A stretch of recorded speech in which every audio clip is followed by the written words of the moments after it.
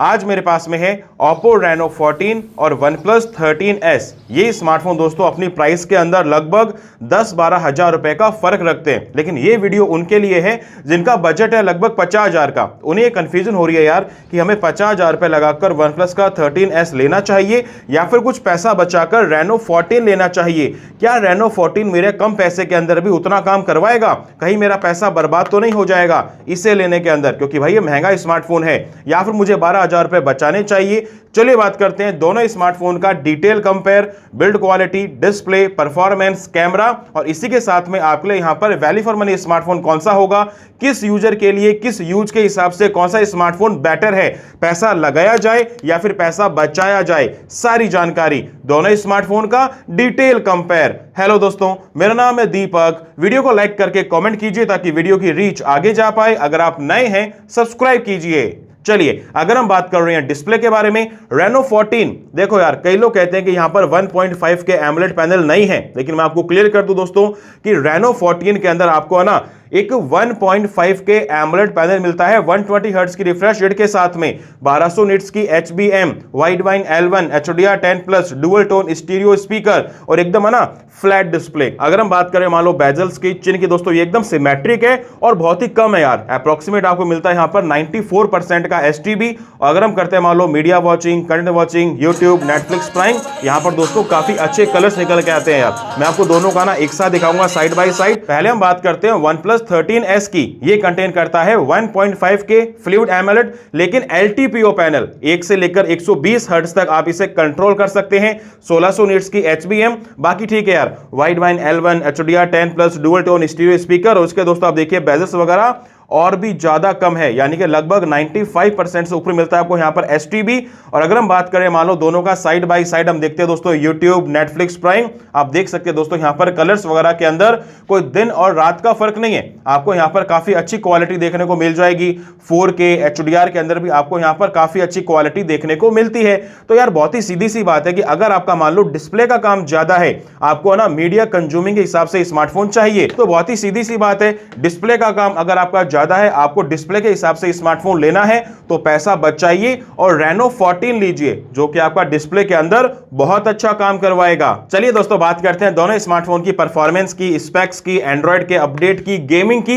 यहां पर दोस्तों दिन और रात का फर्क पड़ेगा यार। Reno 14 ये कंटेन करता है MediaTek Dimensity 8350 the 4nm fabrication SoC, DDR5X RAM, UFS 3.1 के साथ में, लगभग 1.4 मिलियन का Antutu बेंचमार्क, एंड्रॉइड 15, 3 साल के मेजर अपडेट, 4 साल के सिक्योरिटी अपडेट। लेकिन दोस्तों यहां पर आपको यूआई को देखो यार, यहां पर आपको ना थोड़े से ब्लॉटवेयर मिलते हैं, थर्ड पार्टी ऐप मिलती है। होपफुली आप इन्हें अनइंस्टॉल कर सकते हैं, 5-10 मिनट लगाइए और आप इसे एकदम ना खाली कर पाएंगे। लेकिन अगर हम बात कर रहे हैं गेमिंग की, BGMI की, यहां पर आपको मिलती है दोस्तों 60 FPS की गेमिंग, दैट्स इट। फिलहाल आपको यहां पर आउट ऑफ द बॉक्स आपको कोई तरह की गेमिंग नहीं मिली है।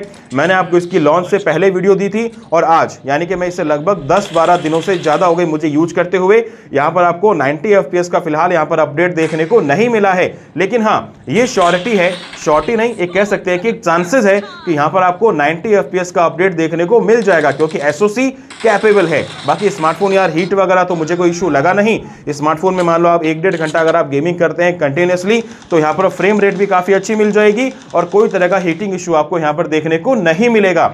लेकिन अगर हम बात कर रहे हैं OnePlus 13S की, ये स्मार्टफोन दोस्तों उन लोगों के लिए है जिन्हें परफॉर्मेंस के अंदर सबसे ज्यादा घुसना है यार। ये स्मार्टफोन कंटेन करता है Qualcomm Snapdragon 8 Elite the 4nm fabrication SoC, DDR5X RAM, UFS 4.0 के साथ में, 2.4 मिलियन का Antutu बेंचमार्क, जो कि Reno 14 से बहुत ज्यादा है। इसी के साथ में एंड्रॉइड 15, 4 साल के मेजर अपडेट, 6 साल के सिक्योरिटी अपडेट, जो कि Reno से ज्यादा है। और एक बात देखो दोस्तों, ऑक्सीजन ओएस है यार, है ना, एकदम नीट एंड क्लीन है, कोई तरह की थर्ड पार्टी ऐप नहीं है, कुछ भी नहीं है भाई।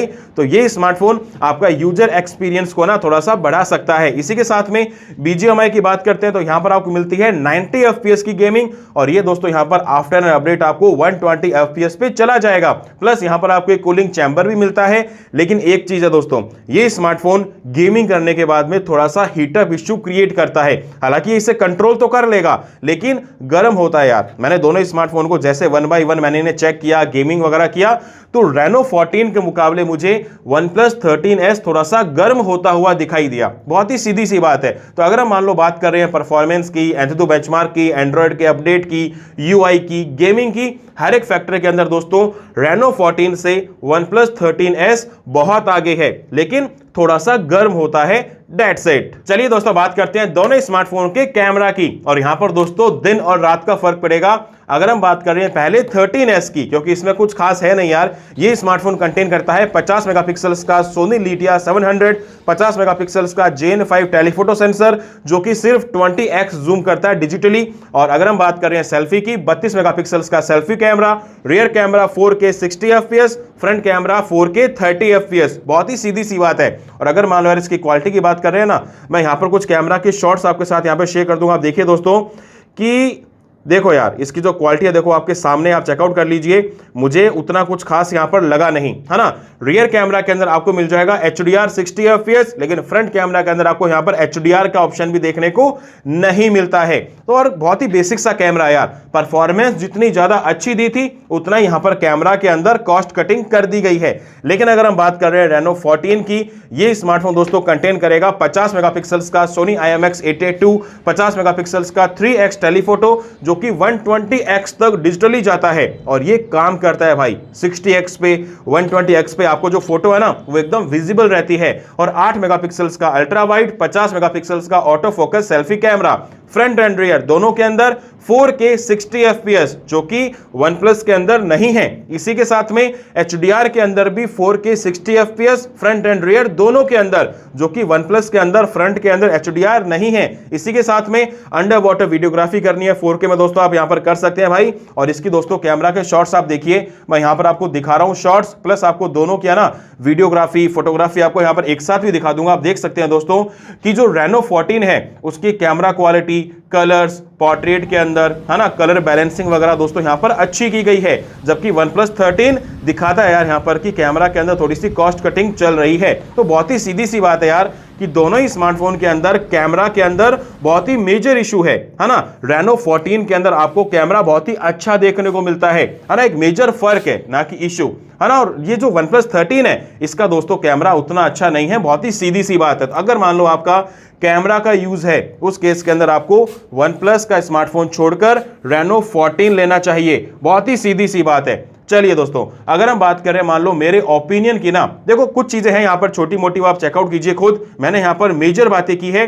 अगर आपका मान लो डिस्प्ले का यूज है, आपको मान लो ना परफॉर्मेंस चाहिए, ना गेमिंग चाहिए, ना कैमरा चाहिए, आप तो बस शौकीन यार स्मार्टफोन चलाने के, मूवीज वगैरह देखने के, तो आपको फिर पैसा बचाकर Reno 14 लेना चाहिए। अगर आपको मान लो बहुत ज्यादा परफॉर्मेंस का काम है, गेमिंग का काम है, हैवी टास्क का काम है, तो आपको फिर OnePlus का 13S लेना चाहिए। और अगर आपको मान लो कैमरा का काम है, उस केस के अंदर आपको Reno 14 लेना चाहिए। यानी कि दो अलग अलग यूजर के लिए दोनों स्मार्टफोन यहां पर अलग अलग है। आपका यूज क्या है, खुद को थोड़ा सा पहचानिए, सोचिए कि भाई आपको यहां पर मेन यूज क्या करना है, उस केस के अंदर आपको यहां पर स्मार्टफोन लेना होगा। दोनों में फर्क क्या है वो आपके सामने है। लेकिन फिर भी भाई अगर आपको मान लो दोनों स्मार्टफोन का अलग से कैमरा कंपेयर चाहिए तो मुझे कमेंट कीजिए, कोई सवाल है तो मुझे कमेंट कीजिए, रिप्लाई आपको वहां पे जरूर से देखने को मिल जाएगा। वीडियो को लाइक कीजिए, नए हैं सब्सक्राइब कीजिए। मैं मिलता हूं आपसे अगली वीडियो में। Keep watching, keep sharing.